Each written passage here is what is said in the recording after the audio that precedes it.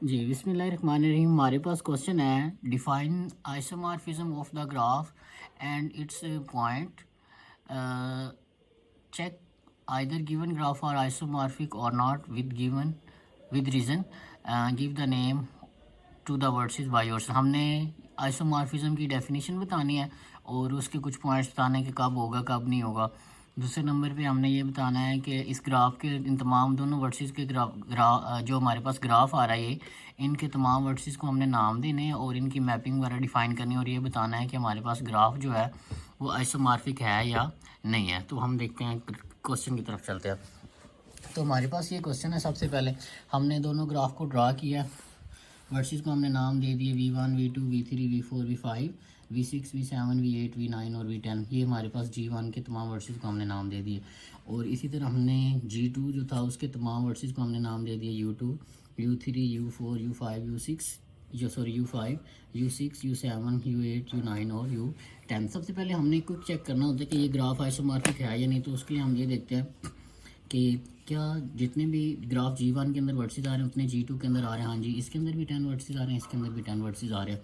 उसके बाद हम ये चेक करते हैं कि क्या इनके तमाम वर्सेस के जो एजेस हैं वो पूरे आ रहे हैं या नहीं आ रहे। मतलब जितने ग्राफ G1 के एजेस हैं उतने ही G2 के एजेस हैं, तो इन दोनों के एजेस भी हमारे पास क्या है, सेम है। तो हमने यहाँ से लिख दिया है कि vertices of G1 is equal to vertices of G2 और vertices of edges of G1 is equal to edges of G2। तो ये पहली कंडीशन हमने हो ली।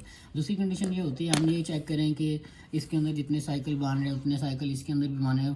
फर्दर मोर ये कहना कि जितनी भी प्रॉपर्टीज़ G1 हमारे पास सेटिस्फाई करता है उतनी प्रॉपर्टीज़ को G2 को भी सेटिस्फाई करनी चाहिए। तो अब हमारे पास ग्राफ आइसोमॉर्फिक हम कह सकते हैं। और एंड पे एट लास्ट हमें मैपिंग डिफ़ाइन करनी होती है कि मैपिंग हम डिफ़ाइन करें कि U1 का हर वर्टेक्स मतलब G1 का हर वर्टेक्स इस G2 के ग्राफ के ऊपर मैप कर सकता है। और ये बात का भी ख्याल रखना होता है कि फॉर एग्जांपल अगर U1 की डिग्री इधर 3 है तो ये उधर 3 डिग्री वाले पे ही मैप होगा। और U1 के नेबर में अगर डिग्री 3 वाला पड़ा है तो उधर भी जिस वर्टेक्स के ऊपर आप उसको मैप कर रहे हैं उसके नेबर में एक डिग्री 3 वाला पड़ा होना चाहिए। ठीक है, जितनी प्रॉपर्टीज इसके अंदर सेटिस्फाई कर रहे हैं सारी प्रॉपर्टीज इसके अंदर सेटिस्फाई करनी चाहिए। तो हम मैपिंग डिफाइन कर रहे हैं, हम ये कह रहे हैं कि हमारे पास जो V1 है, जब हम इसके ऊपर मैपिंग को अप्लाई कर रहे हैं, V1 के ऊपर हमने मैपिंग को अप्लाई किया, F को अप्लाई किया, तो वो हमें क्या देगा, U1 देगा कि ये वर्टेक्स 1 जो है ये U1 के ऊपर हम मैप करवा रहे हैं। इसकी डिग्री 3 थी, इसकी डिग्री 3 है। अब इसके नेबर में कितने वर्टेक्स ऐसे हैं जिन फॉर एग्जांपल हम ये वर्टेक्स देखते हैं, इसके नेबर में एक डिग्री 3 वाला पड़ा, तो इसके नेबर में भी एक 3 वाला पड़ा होना चाहिए, तो वो मिल गया। इसके नेबर में फिर एक 3 वाला पड़ा होना चाहिए, वो भी हमें मिल गया। इसी तरह इसके नेबर में एक और भी 3 वाला पड़ा होना चाहिए, वो भी हमें मिल गया, ये वाला।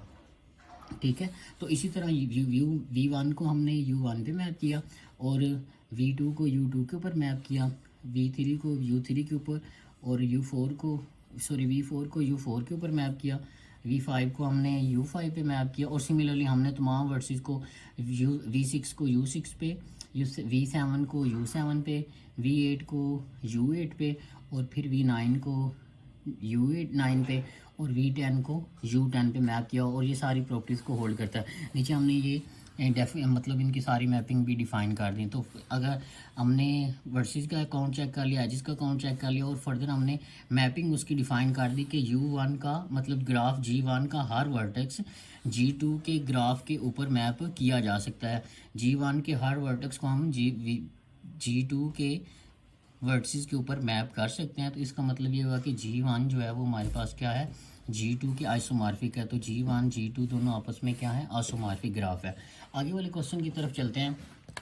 आगे वाला क्वेश्चन ये था, फाइंड इंड्यूस सब ग्राफ। हमने इंड्यूस सब ग्राफ बनाना है using the vertex eight V1 2 3 5। हमें ये नीचे ग्राफ दिया हुआ है, हमने इसका वर्टेक्स सेट यूज़ करना है 1 2 3 और 5 और इससे जो इंड्यूस सब ग्राफ बनता है हमने वो बनाना है। और इसी तरह एंड फाइन स्पैनिंग सब ग्राफ, और हमने क्या बनाना है, स्पैनिंग सब ग्राफ बनाना है by using edges E1 E2 E3 E4 E6 and E7। तो इस क्वेश्चन के अंदर बेसिकली दो सवाल पूछेंगे। एक हमने वर्टेक्स सेट से जो है इंड्यूस सब ग्राफ बनाना है वो वाला सॉल्व करना है, और दूसरे नंबर पे एजेस को यूज़ करते हुए स्पैनिंग सब ग्राफ हमने ड्राइव करना है। तो आए उसकी तरफ चलते हैं। तो सबसे पहले हमने ग्राफ बना लिया जिसका स्ट्रक्चर कुछ इस तरह से बनेगा हमारे पास।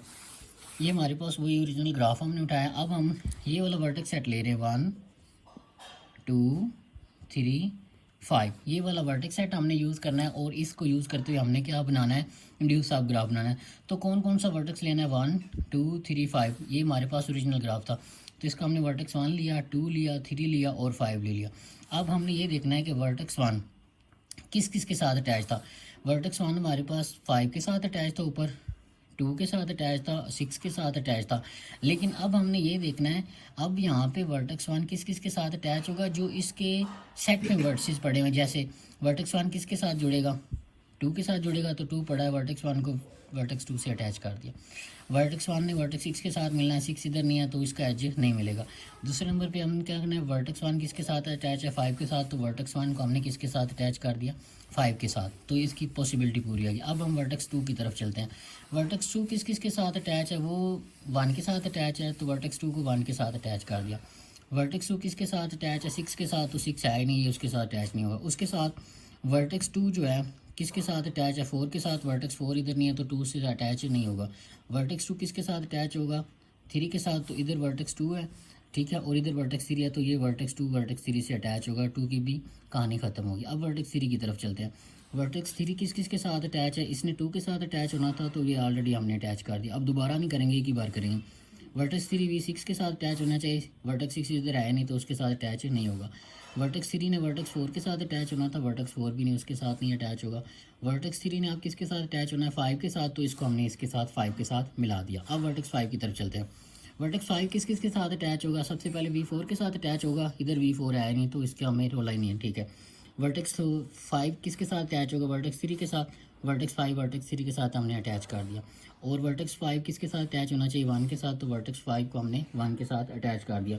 तो ये हमारे पास ग्राफ है, इसका इंड्यूस सब ग्राफ जो हमने इस वर्टेक्स सेट को यूज़ करते हुए बनाया वो हमारे पास ये वाला ग्राफ बनेगा।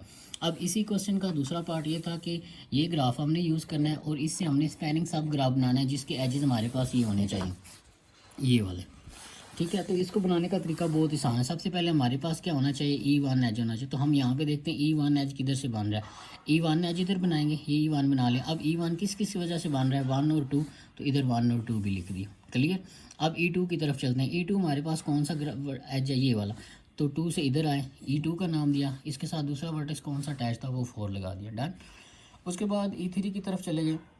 E3 किस किस को मिलाने से बन रहा है, 4 और 5 को, 4 हमारे पास पहले था, 5 इधर हमने लगाया, एज बना दिया, E3 भी आ गया। इसी तरह E4 को बनाना है हमने, E4 किसके साथ है, E3 और E3 वर्टेक्स 3 और वर्टेक्स 4 यूज़ हो रहा है। ये वर्टेक्स 3 बनाया, 4 पहले अटैच था, 4 पहले हमारे पास अवेलेबल था, तो 4 को 3 से मिलाया, यहाँ पे E4 आ गया।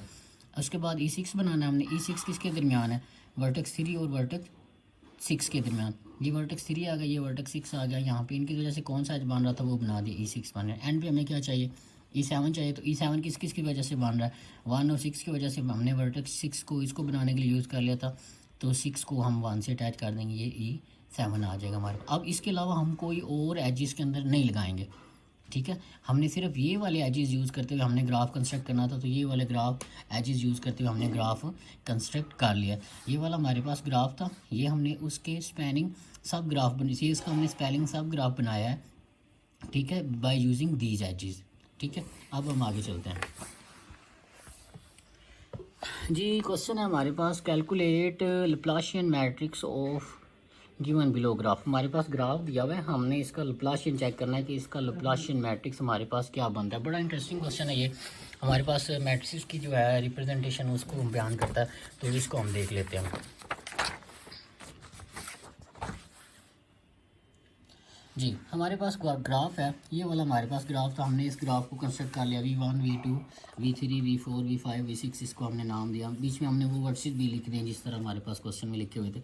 तो जो लैप्लाशियन का फार्मूला होता है उसका हमारे पास बाय फार्मूला भी हम कर सकते हैं और बाय डेफिनेशन भी कर सकते हैं। हमारे पास एक लैप्लाशियन का फार्मूला ये होता है, Laplacian of G is equal two degree matrix of the graph, और इसके साथ हम क्या करते हैं minus adjacency matrix of the graph. तो डिग्री मैट्रिक्स हमारे पास क्या होता है, डिग्री मैट्रिक्स में हम सिर्फ ये करते हैं कि जो वर्टेक्स हमारे पास यूज़ हो रहे हैं हम उनकी डिग्रीज लिखते जाते हैं।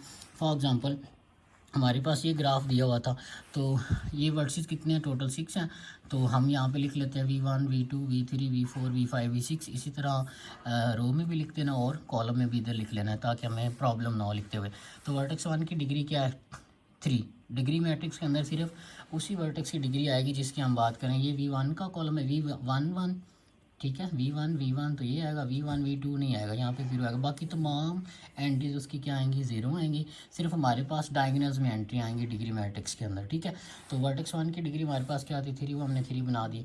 वर्टेक्स 2 की डिग्री क्या थी, V2 की थी 2, वो आ गई। इसी तरह वर्टेक्स 3 की डिग्री, वर्टेक्स 4 की डिग्री, वर्टेक्स 5 की डिग्री और वर्टेक्स 6 की डिग्री ये आ गई। इसकी सिर्फ डायगोनल एंट्रीज आती है जो हमारे पास डिग्री मैट्रिक्स होता है। फर्दर इसकी डेफिनेशन हमने दी हुई है, डेफिनेशन में आप वहाँ से देख सकते हैं, ऊपर वीडियोज़ हैं हमारे पास, उधर पढ़िए। ये डिग्री मैट्रिक्स हमने इस ग्राफ का कैलकुलेट कर लिया। अब हमें ए ऑफ जी चाहिए, इस ग्राफ का क्या चाहिए, एडजेसेंसी मैट्रिक्स चाहिए। तो एडजेसेंसी मैट्रिक्स हमारे पास क्या होता है, उसमें हमारे पास डायगोनल हमेशा 0 होते हैं एडजेसेंसी मैट्रिक्स के अंदर, एडजेसेंसी मैट्रिक्स के अंदर। तो एडजेसेंसी मैट्रिक्स हमारे पास कैसे वर्क करता है कि अगर वर्टेक्स 1 वर्टेक्स 2 के साथ अटैच है तो हम उसको 1 देंगे, और अगर दो वर्सेस अगर अटैच है फॉर एग्जांपल तो हम 1 देंगे उसकी जगह पे, और अगर 2 वर्सेस अगर अटैच नहीं है तो उसकी जगह पे हम क्या देंगे, 0 देंगे फॉर एग्जांपल। और इसके डायगोनल में हमेशा क्या आएगा, 0। तो सबसे पहले हमने डायगोनल में 0 0 लिख दिया। अब हम ग्राफ की तरफ चलते हैं। यहाँ पे देखिए वर्टेक्स 1 वर्टेक्स 2 के साथ अटैच है, हाँ जी। जब V1 करेंगे तो ये 0 हो जाएगा। जब V1 V2 के साथ अटैच है, हाँ जी है, तो यहाँ पे क्या आ जाएगा, 1। अब V1 V3 के साथ अटैच है, नहीं है, तो उसकी जगह पे क्या आ जाएगा, 0। इसी तरह वर्टेक्स 1 वर्टेक्स 4 के साथ अटैच है, तो वो नहीं है अटैच, तो वो 0 आ जाएगा, ठीक है। अब इसी तरह वर्टेक्स 4 वर्टेक्स 5 के साथ अटैच है, हाँ जी है, तो यहाँ पे क्या आ जाएगा, 1 आ जाएगा। वर्टेक्स 1 वर्टेक्स 6 के साथ अटैच है, हाँ जी है, तो उसकी जगह पे क्या आ जाएगा, 1 आ जाएगा। इसी तरह जब आप V2 की बात करेंगे तो क्या V2 V1 से अटैच है, V2 V1 पे जाएंगे तो हाँ जी अटैच है, तो उसकी जगह पे हम क्या लिख देंगे, 1। डायगोनल में 0 आना तो ये 0 आ गया। V2 V3 से अटैच है, हाँ जी अटैच है, तो उसकी जगह पे क्या आ गया, 1 आ गया। इसी तरह V2 V4 से अटैच है, हाँ जी है, तो उसकी जगह पे V2 V4 से अटैच है, नहीं है, तो वहाँ पे क्या आ गया, 0। इसी तरह V2 V5 से अटैच है, नहीं है, तो उसकी जगह पे क्या आ गया, 0। V2 डायरेक्टली अटैच है हमारे पास V6 से, तो उसकी नहीं अटैच है, तो उसकी जगह पे क्या आ गया, 0। हमने सिर्फ उनकी जगह पे 1 लिखना है जो आपस में डायरेक्टली अटैच है। इसी तरह हम जब वर्टेक्स 6 पे जाते हैं, तो जब हम वर्टेक्स 6 की बात करते हैं, वर्टेक्स 6 वर्टेक्स 1 के साथ अटैच है, हाँ जी वर्टेक्स 6 वर्टेक्स 1 के साथ अटैच है, तो उसकी जगह पे क्या आ जाएगा, 1 आ जाएगा। वर्टेक्स 2 वर्टेक्स 6 वर्टेक्स 2 से अटैच है, नहीं है, तो उसकी जगह पे क्या आ जाएगा, 0 आ जाएगा, ठीक है। इसी तरह वर्टेक्स 6 जो है वर्टेक्स 3 से अटैच है डायरेक्टली, नहीं, तो उसकी जगह पे क्या आ जाएगा, 0। वर्टेक्स 6 इसी तरह वर्टेक्स 4 के साथ अटैच है डायरेक्टली, नहीं, तो उसकी जगह पे क्या आ गया, 0। इसी तरह जब हम वर्टेक्स 6 को वर्टेक्स 5 से अटैच करेंगे तो हाँ जी ये अटैच है, तो उसकी जगह पे क्या आ जाएगा, 1 आ जाएगा। और डायगोनल में 0 आना था तो ये 0 आ गया। ये हमारे पास लैप्लाशियन का फार्मूला क्या था, degree matrix of the graph और उसके साथ adjacency matrix of the graph. तो डिग्री वाले में से एडजेसेंसी मैट्रिक्स को हमने माइनस करना, तो हमारे पास क्या आ जाएगा, लैप्लाशियन आ जाएगा। तो हमने इसको सॉल्व किया। हमने सबसे पहले हमने यहाँ पे लिखा डिग्री मैट्रिक्स लिखा, ये डिग्री मैट्रिक्स हमने जो भी कैलकुलेट किया था पीछे वही, और माइनस लगाया, एडजेसेंसी मैट्रिक्स लगाया। इसको सिंपल हम कॉलम वाला मेथड यूज़ करेंगे, माइनस करना है, ये फर्स्ट मैट्रिक्स है, ये सेकंड मैट्रिक्स है, दोनों को सब्ट्रैक्शन करेंगे तो उसका फार्मूला ये आ गया हमारे पास, ठीक है। ये इसका फार्मूला है। अब ये तो था बाय, मतलब हमारे पास एक और मेथड था, उसके जरिए हमने इसको कैलकुलेट किया। इसको कैलकुलेट करने का हमारे पास एक बाय डेफिनेशन भी मेथड है, तो उसमें हमें क्या कहा जाता है कि लैप्लाशियन की डेफिनेशन हमें क्या होती है कि आई का मतलब क्या, आई का मतलब है जो डायगोनल एंट्रीज हैं।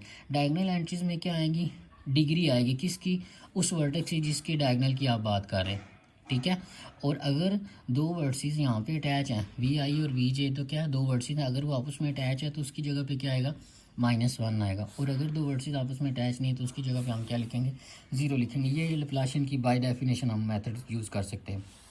ऊपर वाला फार्मूला था उसके जरिए भी हम कैलकुलेट कर सकते हैं, लेकिन ये उसकी प्रॉपर डेफिनेशन है लैप्लाशियन की। तो हम पहले वर्टेक्स की बात करते हैं। तो इस वर्टेक्स की बात करते हैं तो ये V1 है, ये V1, तो इसकी डिग्री क्या है, 3।